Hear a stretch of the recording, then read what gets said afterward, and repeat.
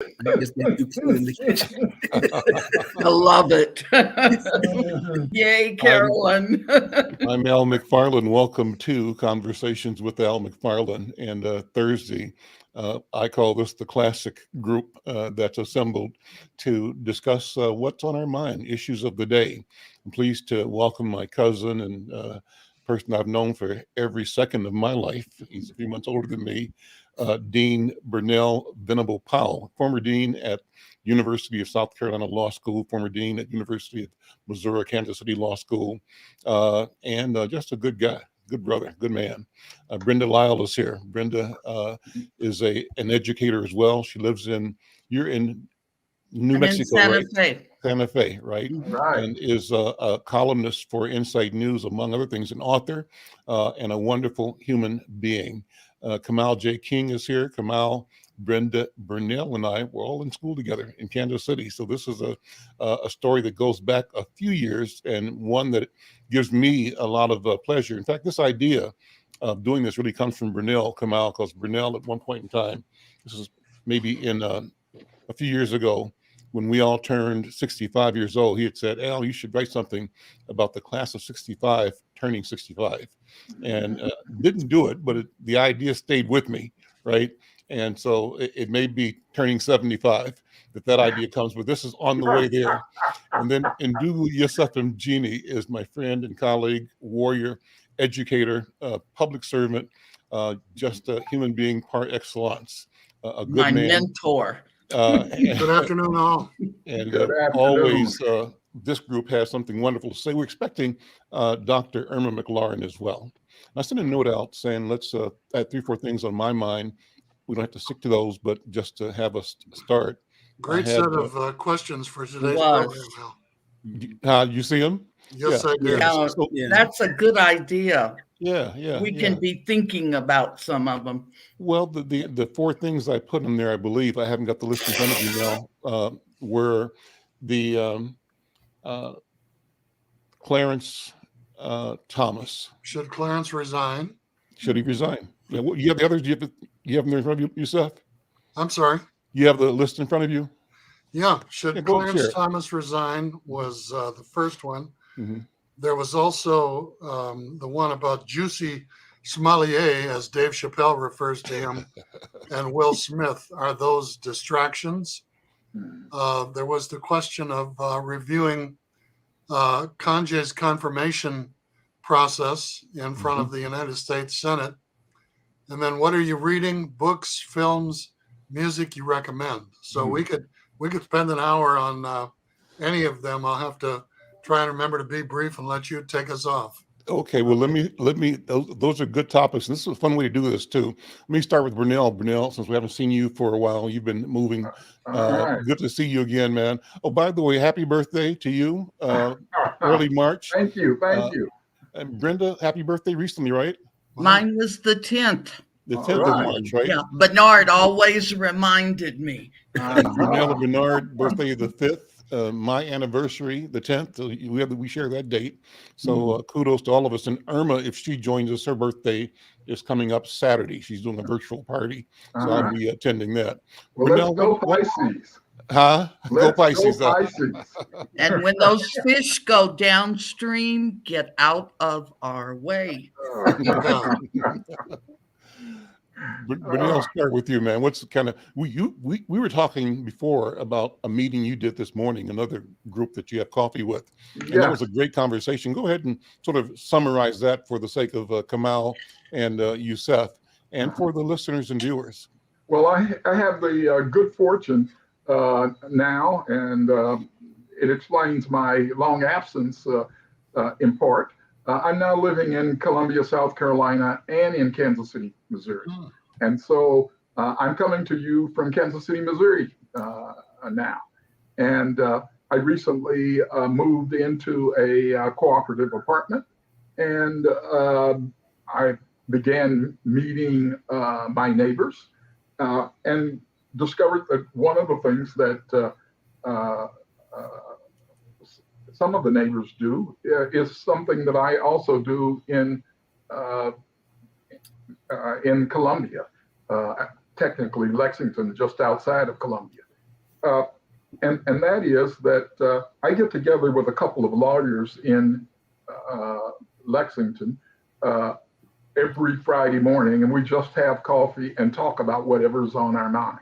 And I discovered in moving here that there are a group of neighbors who do something similar. The group is much larger. It can go anywhere from 4 to 10 people if all of them are gathered. But the idea is just that people ought to get together and they ought to talk and exchange what's on their mind.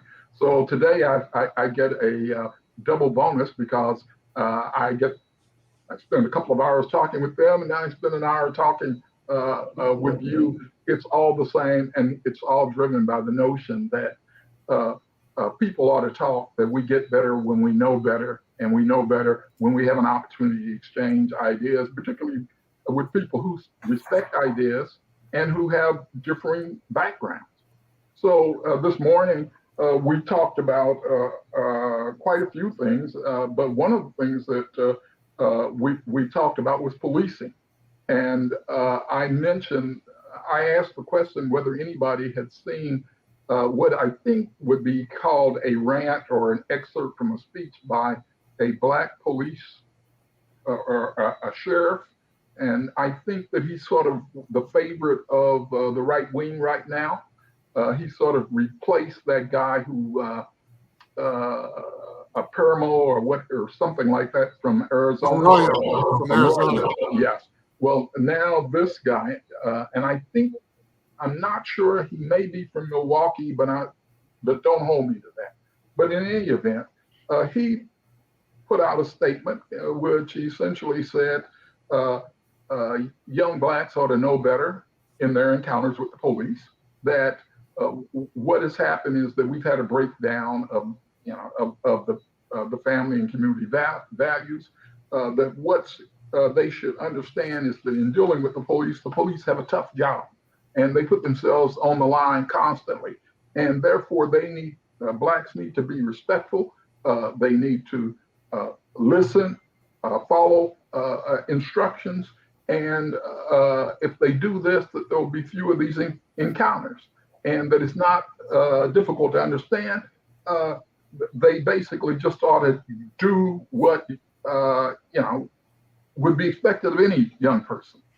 And when I saw that, I really took offense, and I started writing something for the internet. But because of the editing process on Facebook, I ultimately didn't end up posting it. I just kept a copy of what I was attempting to post. But the gist of it was this.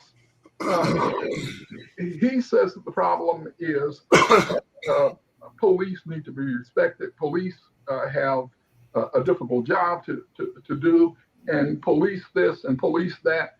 And my reaction was, the real problem here is we don't have a professional police force in this country. Mm-hmm. We have policemen.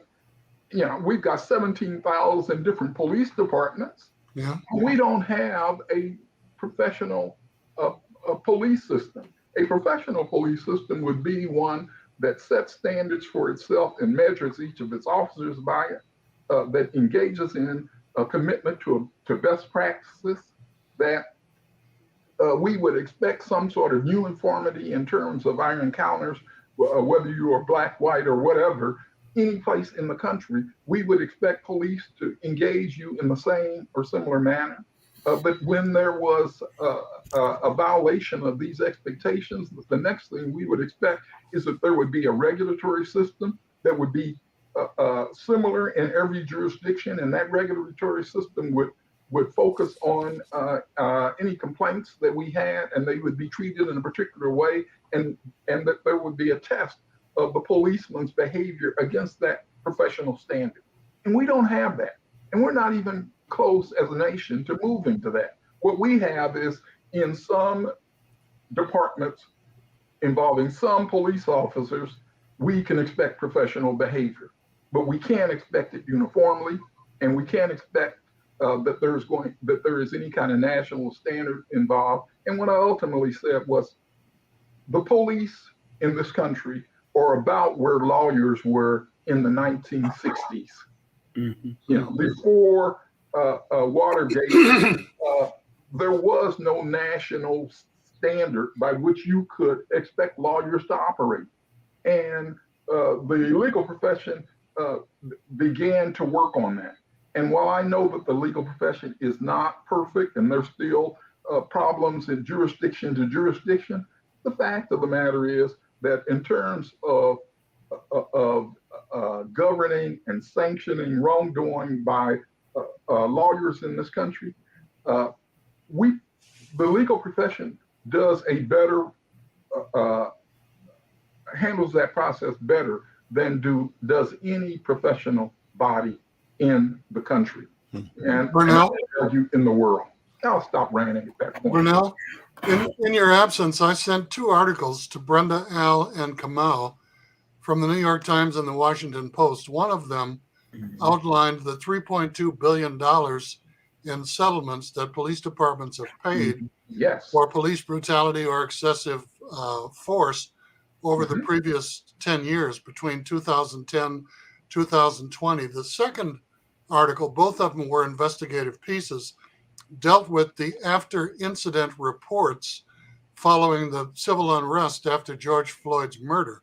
And the second one pointed out that police departments were poorly trained, unprepared, that they treated peaceful protesters the same way that they treated the violent lawbreakers and the anarchists and the troublemakers who blended into the civil protest and began breaking windows and setting fires. And the first one pointed out that a lot of the settlements were repeat settlements by particular officers within law enforcement agencies who repeatedly brutalized civilians, and the local municipality, the city council, the county board, wound up settling these cases out of court rather than having them go to trial and result in excessive jury verdicts. So there's a lot of attention being paid to it. There's an article in the Washington Post today about, it's called Pivot, Police Investigation of Violence Offense Territories, where they identify certain blocks or apartments or grids within communities, and then they focus very heavy policing in those geographic areas. And the case of the murder of Brianna Taylor was one of those incidents because she had an ex-boyfriend who was believed to be a drug trafficker, and they targeted her house because an officer, turns out, was lying, said that her husband was receiving packages through the mail at her apartment. They subsequently wound up firing that police officer because that was the basis for the no-knock warrant that they received when they rammed into her apartment after midnight. But there's a lot of attention being paid right now to policing practices, to whether or not a person in military gear or with a firearm on their hip needs to respond to a medical emergency or a dispute or some type of a mental health or other non-criminal incident that's occurring in someone's home or in the community when the police are called, and what are the appropriate responses. And I think, unfortunately, people took defund the police to mean take all the money away from police departments and disband them and then create some other apparatus in their absence, when what people were talking about was reform the police and reallocate the budgets to address the needs that we have assigned to police officers in terms of responding to medical, mental health, and other nonviolent situations in our community. Yeah, I think you make excellent points yourself, and I saw that first piece that you mentioned. What strikes me is that when you describe the situation following Brianna Taylor's and make mention of the repeated offenses and things, that's what was going on in the 1960s with lawyers. Lawyers would act in a way that was unethical in one Bronx in New York, and they'd get sanctioned and they would simply move to another Bronx. And what do we see among police officers? They get tagged in one community and they just move to another community, become a police officer there. Like priests. Yes. And the other thing that you highlight is that what we should be able to expect of police officers is that they are trained in such a way that it shouldn't make any difference where they are operating in the country. They should be operating consistent with best practices, not in a way that simply reflects how the community does it. And one of the best practices that clearly came into context in the Brianna Taylor situation is no-knock warrants are no longer considered the best practices. Everybody knows that. And they're being pushed out even among the police departments around the country. They're being told, no, this isn't the way we want to go. The Justice Department has already said, no, this is not what we want. There are two other things to consider, and I want to say this quickly. One is that when they settle those cases out of court, the parties have to agree to no admission of guilt. Okay, number one. Number two, when they settle, the investigation into the conduct of the officers in question ceases. Yeah. And they never reach a conclusion in terms of whether that person acted inappropriately, illegally, or against department policy, because the settlement sets aside the complaint, and the non-admission of guilt means that nobody is at fault. So it's kind of like playing cards with somebody all weekend, and they take all your money, and you get up to go to work Monday morning and all the aces fall out of their sleeves, and they say, look, we know we've been naughty, but from here on in, we're going to play equal. Okay. Yes. No bet to me. Yeah, I think also that the what struck me about the article was the cost and how that cost is passed on to property to the taxpayers. Yeah. And we know who's being overcharged in terms of property taxes. Well, look at what's the city in Missouri, Ferguson. You know, what percent of their income for city government was coming from the petty fines that they were assigning to the Black residents of Ferguson, Missouri? 65-70% of their total budget came from the taillight fines and the parking and jaywalking and the other petty fines that they were assigning on the residents every chance they got. I don't know what the figures were in Ferguson, and so I'll take that statistic as exact, but it's certainly the case that there are too many jurisdictions in this country that are living off of systems that are being funded through petty fines. Sure. And a professional police would not be operating that manner. And that's really what we ought to be calling for. We ought to be calling for police officers to be trained and to operate and to be subject to review in accordance with best standards as applied through objective measures. And sure. You know, when I was in private practice, they were operating properly. I'm gonna throw this in. When I was in private practice, and I would end up in traffic court, it would look like only Black people committed traffic violations. and even the last time I was in traffic court in DeKalb County, it was the same exact thing that I saw back in the early 70s. You would think that only Black people are committing traffic violations. So I think this is systemic, But you remind me that I said I've been stopped once every 4 years, but last time I was stopped, it was for making a left-hand turn on a red light, and South Carolina allows a right-hand turn on a red light, and in some instances, it will allow a left-hand turn. If you're on a one-way and going to a one-way. That's right. But I had turned left at an intersection where in a small city like Lexington, you know what the pattern is. And so I knew that 90% of the people driving in Lexington who stopped at that particular intersection when all the traffic was stopped would make the left turn.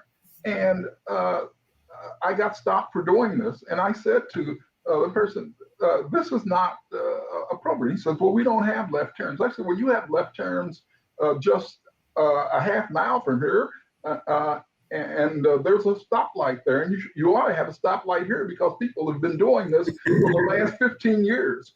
And I was so mad, I wrote a letter to the Department of Transportation there in Lexington, complaining that everybody's making a left-hand turn here. You're putting in stop traffic lights in places where this is common. You ought to put one here because this is the most egregious place. And a year later, I still hadn't heard a response. Well, a few months, like 14 or 15 months in, guess what? They changed the traffic light and put in the turn signal that I had been calling for. You think I got an answer to my letter, though? Hell no. Wow. Let's shift the conversation a little bit. I'm getting feedback. Are you guys hearing me twice or once? Just once. I'm happy to hear you twice, but I'm only hearing you once. Okay. Al, All right. I just want to say before you jump off real quick, Go ahead. both of my daughters would get stopped because they had Angela Davis afros. So, and they honestly were not doing anything. So they got to the point where they wore wigs when they went to the grocery store. Oh my goodness. Yeah, I just wanted to add, and I mean 6 times, and I think traffic tickets of more than $400. Yeah. When Philando Castile was stopped, the officer who shot him told the dispatch, I'm going to pull these two men over, because they've got broad noses and they look like burglars. Oh, Okay. And then proceeded to tell Philando that he pulled him over because his traffic light didn't work. If you're making a felony stop, you're required to open your door, get on your PA system, and have the occupants of the car get out of the car and either lean and put their hands on the trunk or do something. But he didn't do that. And when Philando told him that he had a concealed permit carry and he was carrying a pistol, the officer said, don't reach for that, bang, bang, bang, bang, and shot 7 times. Okay. Let's pivot from there to the Supreme Court.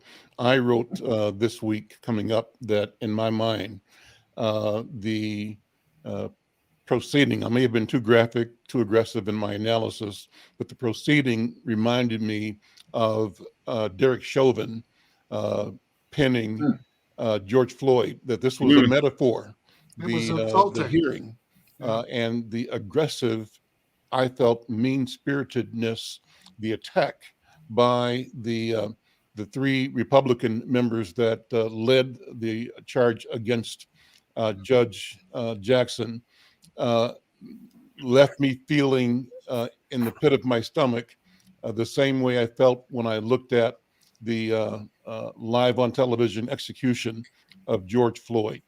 And so let's talk about that. I mean, I may have been over the line in that analysis, but there's something about this sense of entitlement, this sense of we've got a duty to defend against the barbarians. And guess what?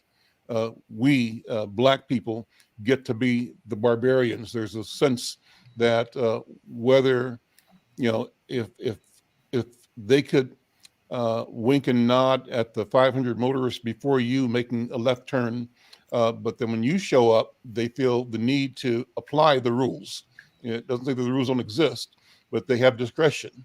And so I have that feeling that characterizes our society in general too often, too many ways, and too often over history. Kamal, what do you think? How just go back and talk about the hearing and impressions you had, and where do we go from here? And what difference is it going to make? I think a lot, but I want to hear us talk about it. And then, Brenda, you come in next, would you? Yeah, I believe it was mean-spirited, but I expected the same from Cruz and that guy from Missouri, Cowley or whatever. Holly. Yeah, I expected that from them, and it's become almost acceptable, that type of behavior from the Republicans. I was very pleased and proud of the way she responded and kept her poise through it all. But it's almost since Clarence Thomas and I guess it was Bork. I think the Democrats got on Bork and Clarence Thomas. Since those days, I think that it's open season on Supreme Court nominees by the opposite party. Mm-hmm. But I was proud of the way she conducted herself and handled herself. And it backfired on them because the children's book, Anti-Racist Baby, the sales spiked. I wrote that when and Al, I didn't think you were harsh. I saw how angry you were. This one hurt. You were like Dr. That we had on the Healing Circle. I can't think of her name right now, but she said it was traumatizing. And when it was right on, even though it was 2 years, George Floyd's still there, but Emmett Till is still there. Yeah. I remember Al and I both wrote about that when our parents didn't want us to look at that Jet magazine. And I was determined I wanted to see the picture. Yeah. I think I stayed on punishment for 6 months Still because in my I mind. really defied my father. But I had to see that, and it's still there. Yusuf, what's your assessment, Yusuf? I didn't mind the question so much. I think that nominees should face constructive questions. And I too thought that she handled herself admirably. And I agree with you 100%, Al. What I resented was the arrogance, the talking over, the insulting, offensive nature of the attacks on her. They didn't care what her response was or what she was attempting to say. They just intended to talk over her and to try and dehumanize her and make her look bad. And this woman was endorsed, this judge, by the International Association of Chiefs of Police, by the Rank and File Law Officers International Association, and all of the credentials. She was #1 in her class at Harvard and in law school, and the woman's credentials were impeccable. The other damning thing is that she has gone through confirmation hearings 3 times in the last 10 years, and all 3 times, these same parties who attacked her endorsed her and supported her nomination. And now, all of a sudden, they want to come out of right field and attack her on some bogus issues. And I thought the answer that I liked the best was when they challenged her about the school, the Georgetown Day School, whose board she serves on, and the fact that they're teaching inclusive curriculum to small children. And she said that this is a private school, the same as the religious school that Amy Coney Barrett served on its board. Loved it. And we don't determine the curriculum. We're the policy governing board of this organization, and so we're responsible for the policies and the governance, not the curriculum. But it was insulting, it was hurtful, it was demeaning, and she really straightened her back and responded with graciousness that her attackers did not deserve. But I think mean-spirited is mild, Brenda. I think it was diabolical. And demagoguery. Even when Amy Klobuchar and others questioned the beer drinking, the guzzling SCOTUS member who went up before the first seat they stole before Amy Coney Barrett, I thought that people had at least some respect and decorum for the individual and allowed them to provide, their perspective or their side of the issue. It wasn't that, the Democrats had their minds made up and they were just going to besmirch and demean and arrogantly attack those Republican nominees. So insulting and offensive is how I would describe it, and diabolical. And kudos to Amy Klobuchar. She stood her ground on Clarence Thomas. Yeah. She was great. So kudos. Let's go ahead, Brunel. I know we will want to say something more about Clarence Thomas. Let's segue into that. You make your comment and segue into Clarence Thomas. Okay, but well, first I wanted to add a footnote to this discussion, and that is to say that where I still doing academic writing today, I'm trying to get away from it, but where I engaged in that, one of the things that I would be noting is that the three senators of whom we speak, Lindsey Graham, Ted Cruz, Josh Hawley, they all represent states that are in some sort of transition. South Carolina is in a demographic transition in which basically what has been a long, stable plantation based political economy is now being challenged because of the migration of people from the country into the Southeast. Ted Cruz is part of that continuing war that has gone on in Texas against Hispanics and people of color, and the division of that state between the haves and the have-nots, and we're going to keep our own and continuing to push that. But he's going to eventually succumb to the demographics too. And the other demographic part of this is Josh Hawley in Missouri. Missouri is a state that where the majority of the people who live in the cities, St. Louis and Kansas City and the suburbs around them, don't have the political power of the state. The state is gerrymandered so that rural interests control the state. And so there's a transition going on there too. And so all of the attack on Ketanji Brown Jackson was largely an attempt to play at the base or play to the base in order to continue this chokehold that these political interests have in their states. And they're all fighting against demographic change and eventually are not going to be able to win it. So segue to Clarence Thomas. Clarence Thomas. You know, I called. She would call me back. We missed calls.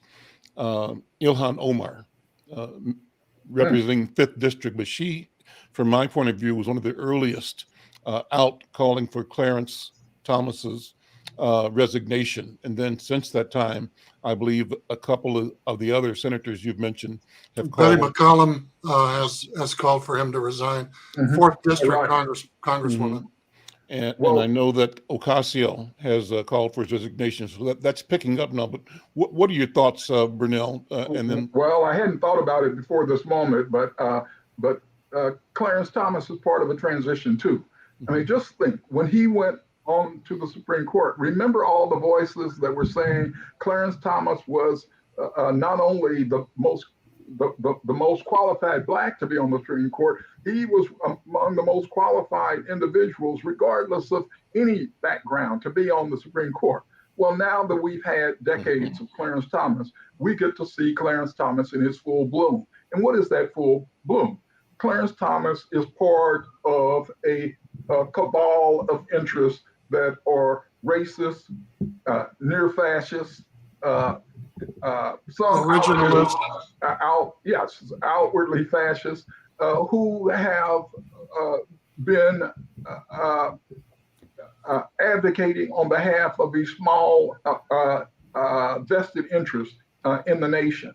And Clarence Thomas has never been and has never been accepted as someone who has deep roots in the Black community and who stands in relation to the Black community as the Black community thinks of itself. How do we think of ourselves? We think of ourselves as the conscience of the nation. We are the people who have borne the direct condemnation and pressures and violations of the nation. And we have been the people who from our very day here have been insistent that the nation in terms of its ideals are something else, and that we want the something else. We want the ideals. We don't want the day-to-day reality. And what does Clarence Thomas represent for us? He represents an apologist for the day-to-day reality of America, not who Black people are. Kamal, what you think? Ditto. That's what I wanted to say. A master class. Say ditto. Yeah, just ditto. Yeah, Yeah. that was pretty good. He, he's. Did you guys see the movie Django? Yes.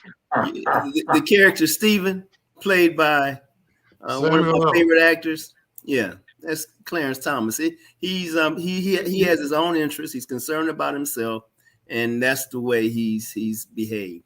And he wasn't qualified. I think Burnell, you and I agree that he was not qualified to be on the Supreme Court from day one. Yusuf, take a minute and unpack the news around it.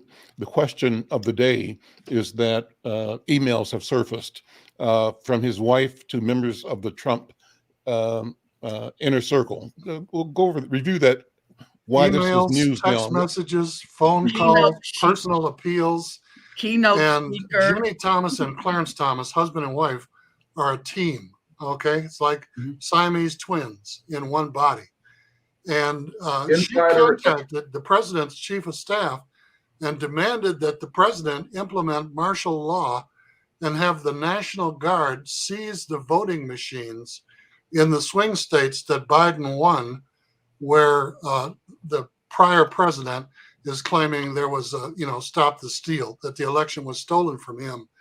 And the president refused the subpoena of the House January 6th committee that's investigating the insurrection of a year ago that's on the U.S. Capitol. And the Supreme Court voted 8-1 that the former president was required to turn over the telephone logs and the other information related to text or posts or tweets or Twitters or whatever on January 6th. There was one Supreme Court justice who voted against the other 8 and voted that the president should not have to turn over that material. Would you like to take a wild guess about who that justice was? That said the president shouldn't have to release all of the information about the communication? It was Clarence. Okay, I'm absolutely stunned. And the president, Kamal, let me just say this. The president turned over pages and pages of information from the logs, from the phone calls, from the text messages, and there is an 8-hour gap, from 11 o'clock in the morning until 7 o'clock that night. The president of the United States had absolutely no communication while an insurrection was taking place at the United States Capitol. If you believe the information that was sent over, this, despite the fact that a number of people in his inner circle who have already testified before the January 6th House Committee, they were on the phone, have acknowledged that they called, that they received calls, that they texted, that they were emailing, that there was communication going back and forth like crazy. And in fact, there was a federal judge this week who said the former president has committed immeasurable felonies. And I've had to recuse myself from this case, but he really needs to be brought to justice. So, the facts don't pass the Clarence Thomas smell test. Okay? And the question then turns into whether he should recuse himself from any questions that come up with regard to January 6th in that time period, because of the conflict that he has with his wife. And I'm not able to cite you the U.S. Code provision, but it's available. It essentially says that it is a violation of the law for any federal judge to participate in a matter for whom a family member has an interest. But that's a very broad interest. Do the judicial standards, Burnell, do the judicial standards apply to SCOTUS, to the Supreme Court judges? This is not a judicial standard. I mean, this is the Congress speaking in terms of stating what would constitute a violation for any member of the Judiciary. exercising their authority. This is different from the kind of judicial codes that are passed and been adopted by the courts themselves. The Supreme Court has not adopted a judicial code of ethics for the court. But the fact that the Supreme Court has not adopted a judicial code of ethics for the court, and they should, does not preclude Congress from saying this is the standard that we expect, and it is a violation of the law if any person does this.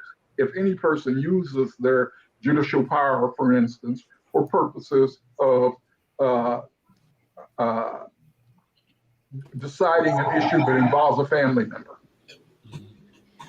We're joined by two other colleagues and friends, leaders in community, Dr. Irma McLaurin, former university president, author, anthropologist, the creator of the Irma McLaurin Black Feminist Archive at UMass at Amherst, and Angela Rose Myers, who is a student, a graduate school student here at University of Minnesota, also an officer and former president, I believe, of the Minneapolis NAACP branch.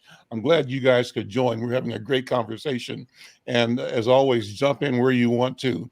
I don't know how much you're able to hear this, Irma and Angela, but we're talking about what the implications are of the consideration about Judge Clarence Thomas. Should he resign?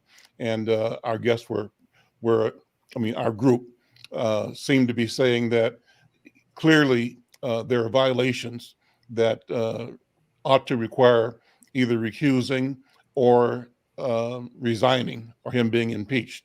I don't know if either of you want to weigh in on that right away, Irma or Angela. Can I ask a real quick question to Go ahead, sure. Burnell? Certainly.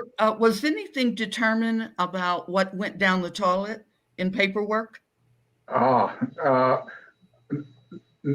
No. Okay. That's the short answer.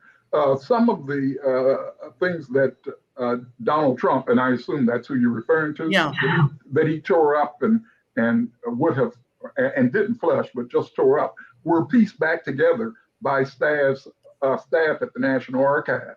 And so, the Congress has access to a lot of information that Trump never intended they would have, or anybody would have access to. And, okay. Intentionally destroying a government document for purposes of some nefarious means would be a crime in and of itself. That's what I was getting ready to say. Was that a violation? Yeah. Okay. This is Dr. Irma. Happy to see everybody. Always a good conversation. And we already said happy birthday to you before you got here, Irma. Thank you. All Appreciate that. Dr. Irma. This is what 70 looks like. Looks good. This is what 75 looks like. All right. All right. Well, I want to speak to this issue of Clarence Thomas and his wife. Clearly, he needs to put a muzzle on her, but she is her own person. Whoa. I think it's a very dangerous precedent to start asking for people to resign. We go to these extremes, and the problem with this kind of an approach, which is, extreme, it's either or, and so it's black and white, there's no gray area, is that it can ricochet back on us. What about someone whose politics we agree with, whose wife or spouse says something that advocates a perspective that is much more radical than what is being conveyed at that moment? People will start calling for them to resign. You ask Clarence Thomas to resign because of his wife, shouldn't so-and-so resign? I mean, we should be wary of this because this is what happened with Obama during the election and his minister, that he was being held responsible for what came out of someone else's mouth. Mm-hmm. Clearly, he should recuse himself from anything that is about that particular issue, that it's clear evidence that she had some involvement in or had some position on. He should recuse himself. But I think it's a very dangerous precedent to start asking people to resign. I agree. I do not agree. In this instance, I agree with the principle, but I don't agree that it applies to this instance. In this instance, the calls for Clarence Thomas' resignation are not about his wife's position. The call for his resignation is about his failure to differentiate the obligations of his position from his wife's positions. He knows what his wife's positions are. They are very public. And when that comes up and it creates an appearance of possible wrongdoing on the part of the court, he should recuse himself. And it's his failure to recuse himself that is the basis for my call for him to recuse himself. I'm only calling for recusal because I think that recusal, a request for recusal, is the socially acceptable way of sending a signal to him that he should resign. And if he doesn't resign, I think that he should be impeached. Now, do I think that will happen? No. But if I were in the Senate, that's what I would be calling for. Clarence Thomas should be impeached. Angela, what are your thoughts? What are your feelings? Yeah, I definitely think that the investigative piece, into this impeachment, Corey, is definitely something that needs to be built out, right? So it's unfortunate that we're in a moment in time when Supreme Court justices, elected officials, presidents, have eroded the trust that the people in our democracy have put into not just them, but into our democracy. And so, ethics and how we perceive and pursue this impeachment, right? It's not just in and of itself, okay, impeach. No, there has to be an investigation. There has to kind of even fledge out this process a little bit more, because even with President Trump, we saw there was a back and forth of, oh, well, how are we going to try to impeach him? Well, let's actually fledge out this process now, because it is, unfortunately, in my opinion, not going to be the only impeachment position. It's not going to be the only impeachment going forward. And with the polarization of our country, like, this probably is a moment where we need to really set down what our ethics are. And unfortunately, I just came from a press conference in City Hall about the 1,300 ethics complaints against the mayor of Minneapolis that were by the ethics board dismissed after 18 minutes of deliberation, and then the result of the Amir Locke murder. And so, this is one of those questions, again, that we have to do for not just accountability of one person, but the accountability of our government and of our systems. These are the points that we need to really dig in on, particularly as our country is becoming more polarized. Anybody jump in? If you don't have enforcement behind your standards, then you really don't have standards. You simply have propaganda, talking points, some protocols for social interaction. We can do better than that. So Brunel, even though I do not think that it is politically possible to achieve an impeachment, I cannot back away from saying that's where we should be going.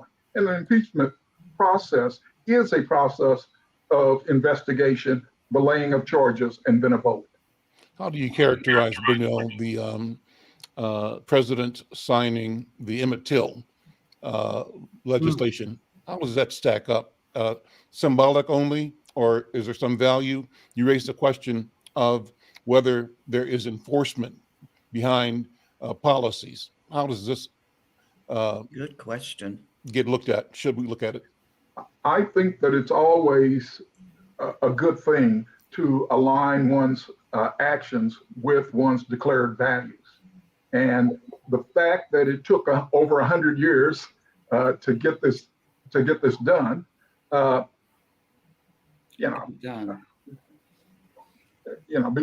because the first call for a lynching, an anti-lynching law, came well before Emmett Till. It's been voted down 200 times. There you go. And so whenever we reach a point in which we can take affirmative action to clearly take a stance that is consistent with the values that we've been stating, I'm all in favor of it. But we cannot lull ourselves into believing that in many instances that means that the action will only be symbolic. And I'm glad to have the symbol as opposed to living in a country where that was never possible, but it's way too late. Irma and Angela, let me ask you, and then you, Seth, jump in. Are we, as a country and as the world, I guess, as media consumers, spending too much time on the slap heard around the world, they're calling it, right? And on Jussie Smollett? Those things are requiring a lot of bandwidth. What's the reason for it? Yeah. What do you think about it? What should we be talking about? Can I say something? Can I say something first? Sure. Will Smith was wrong on all accounts. Okay. You know, he should have been arrested. I think if he'd have hit Seinfeld, he would have been arrested. Mm-hmm. And I think it symbolizes so much black on black crime. It's horrible. You know, there is an aphorism that says our collective flaws are collective as Black people. But when we do great things, it's always the individual. And I think what happens is that the media is desperate to try and get, viewers. There are so many public platforms, Medium, where people can get news, the Lincoln Project, that media is just going to focus on the negative, especially when it comes to Black people. We have to understand, and I want to see what Brunel said, which is that we're in a moment where democracy is under attack. This is not just about individual bills, but the whole notion of democracy, as imperfect as it has been historically, is under attack. People are bringing their religious views, so we no longer have a separation between church and state. All of this is creating an atmosphere where people react rather than think and act. Now, I've met Will Smith. I think he's an amazing person. His wife and he have done stuff that never got the bandwidth. They've been going around to schools years and teaching young Black kids about the entertainment business under the radar, not asking for big publicity. They have a foundation where he said, my grandmama always told me, if you want something, then you pay for it themselves. So they've been supporting things out of their pocket. They don't get that kind of visibility. I do not agree with his action, but one act does not erase the good that he's done. And we have got to stop moving in that direction, that one thing suddenly makes him persona non gratis. What he did in that moment was not appropriate. No question about it. Not something we're trying to teach kids how to handle, when someone comes back then, this whole notion of disrespect and all of that, that has been promulgated by, gangster rap. You just take something and you bang somebody. We've got to get away from that because we are dying. We're not only dying by the police, we're dying by our own hands, and this kind of action is totally inappropriate. However, he also has called to task the Oscar awards community. They started that trans So White Oscars, and nobody was paying attention to the ways in which Black actors were not, in fact, getting recognized for the great work they did. And when they did get recognition, it wasn't, Halle Berry should never have won that award for the Monster Ball. She's done so many other things that were so much better. True. I'm just saying, Denzel. The one that was egregious was Life Sure Is Hard on Us Pimps. That won the album of the year. Look at what Hollywood is saying. We're going to reward you for doing. Even Denzel Washington, the award that Denzel got for Training Day. So I think we have to stop participating in that. I think we have a comment. We say, Will, you were wrong, and we move on. But we also say it does not erase all the good that he has done. It does not erase his acting ability in the same way that white actors get away with child molestation, incest, all kinds of stuff. And no one wants to erase Dr. McFarlane, their whole career. How does that fit in with Bill Cosby? Well, I think, I'm not promoting what he did, but I think you have to look at the disparate way in which the media targeted him in a way that it did not target, who was the guy, Seventh Heaven, who was caught on tape, talking about having relations with young girls, not even adult women, right?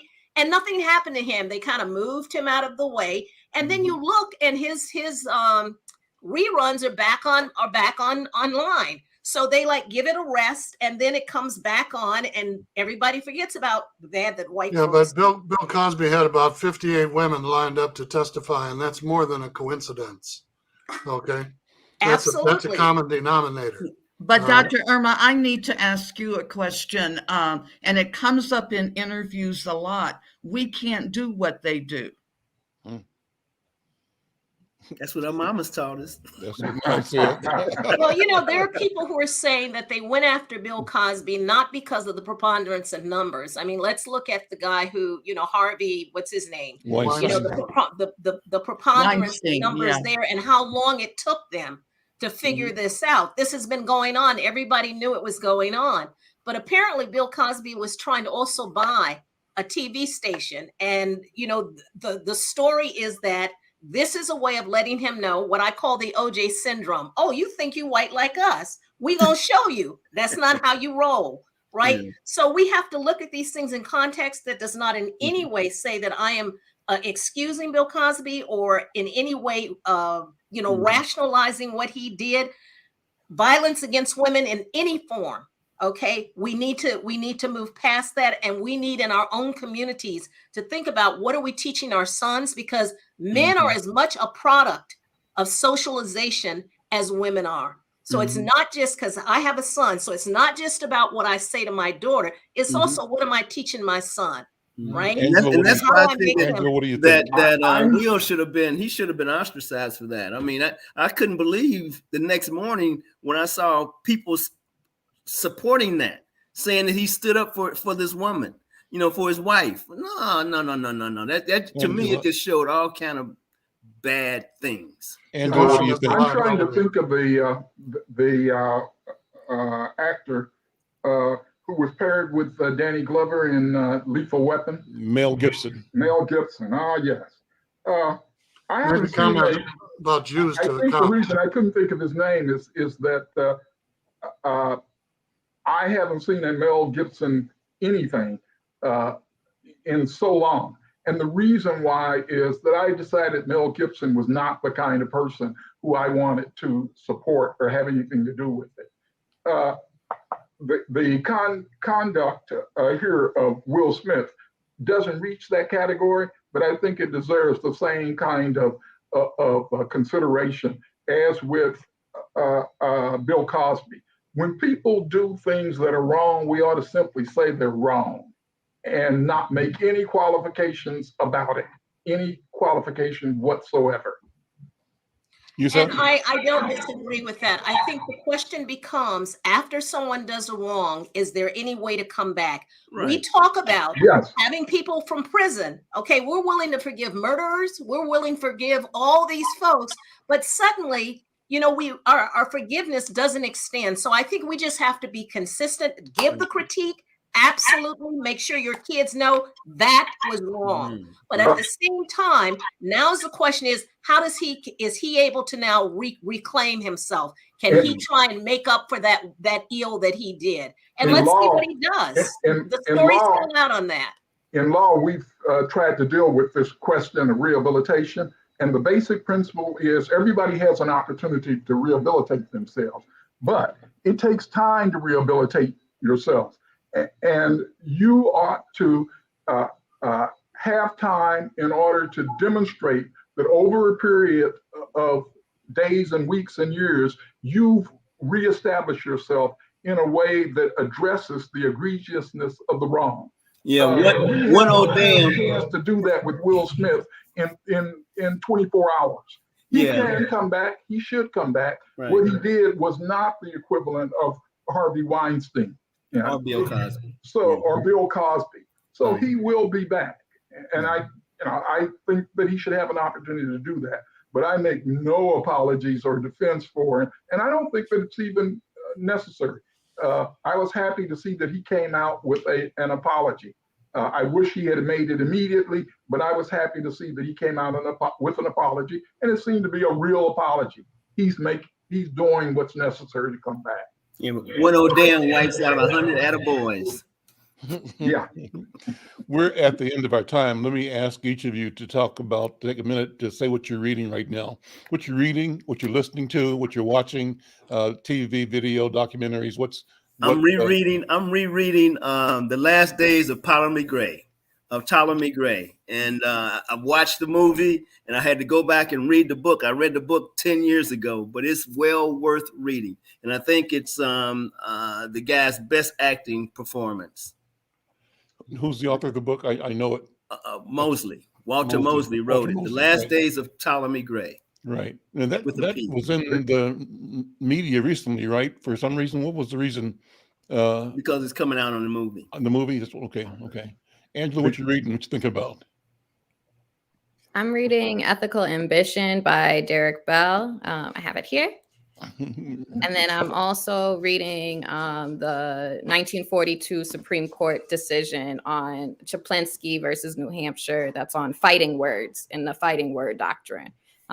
So that, there are some words that are held to be so insulting and so, their very utterance can inflict injury or tend to incite an immediate breach of peace. That, they are among this class that's not protected under free speech, and it is seen as instigating a fight. And so if you were to fight back or end that fight, with an open-handed justice, that is something to note. And our kids in our schools also should note that, sometimes you can't be too hard on yourself. You can take the consequences of your actions and move on in the face of, someone spewing some fighting words at you. Irma, what's on your mind? What are you reading and thinking about? Well, I've been watching a film. I'm getting ready to do a film review by a young sister called Unheard Voices, Black Women in the Civil Rights Movement, looking at the gender politics of that. So I've kind of been focused on that. And there's another book by two Black women that they published about 10, 15 years ago. And it's the different ways that Black professional women sort of, navigate their way through the world. So I'm going to be reading that and doing a review for it. They just updated it. It just got republished. And so I think part of it is that, I'm looking at old things and new things and just following all the discussions. There's discussions on Twitter and, all kinds of things, but just trying to stay in the moment and getting ready to travel to Zimbabwe and South Africa. Yes. Wow. Kamal lived in West Africa for a bit of a time, so he's a good contact for you there. I don't know if you traveled to South Africa or not. Yeah, over there, so you might know some people. So you guys should connect. That'll be great. Yusuf, what are you? Oh, one thing that you and I talked about briefly that I'd like for us to discuss in the future, and it's coming out of what I'm reading. I just reread the last chapter of what is it called? Is that Ikweyama? Yeah, I've been just devouring him with this one, Wat and Shemsh. And the last chapter talks about myth, history, philosophy, and literature, the African record, and talks about how we rediscover systems, ways of doing things that come out of our own mythology that can inform our present, but put us on a path where our understanding of creation is the driving force, not the understanding of systems and other voices or people around us whose analysis, if we accept it, always places us at the bottom.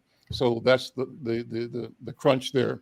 But one thing he talks about is a system called the way of Ma'at, or the Ma'at sisters in Kemetic tradition in ancient Egyptian literature. And the Ma'at sisters were mythological characters who were responsible for developing agriculture, for developing, husbandry, working with animals and nature and science and improving it over thousands of years. The book also talks about the departure of that as the standard for organizing humanity, coming out of the Nile Valley in particular, to the switch from that to the emergence of a thought of personal violence, organized violence, and kingship, royalty, dynasty as a strategy for organizing that was more efficient, that allowed and depended on the acceptance of the idea of minority in power and the majority out of power, powerless. So at some point in time, I'd like for us to talk about the question of strategies for creating systems that acknowledge and develop and support universal consciousness, awareness. That may be a dream, it may be utopian, but it's an idea. So I'll stop there. Yusef, what you reading, man? I'm slowly working my way through Eddie Glaude. Is it Nation Time? Essays on Black Power and Black Nationalism. And I'm listening to a new radio station on the internet that comes live from the Summit University area of the capital city of Minnesota. It's called the Twin Cities Radio Network. And I'd encourage folks to Google it and give a lesson. A young brother named Wesley Smooth started it, and it's got very nice music. A lot of black artists are featured, and it's good for whatever you're doing, reading, background, entertaining, what have you. So Twin Cities Radio Network, Wesley Smooth. Hey, Brenda, what you reading? I introduced Yusef to my favorite book. It's Five Smooth Stones by Anne Fairbairn. Yeah. And it goes all the way back. She was a white woman from Monterey, California. She was with a brother, 1968. He was a musician, and she wrote this book, and it's unbelievable. Motown picked it up and didn't do anything with the rights, and then Oprah picked it up.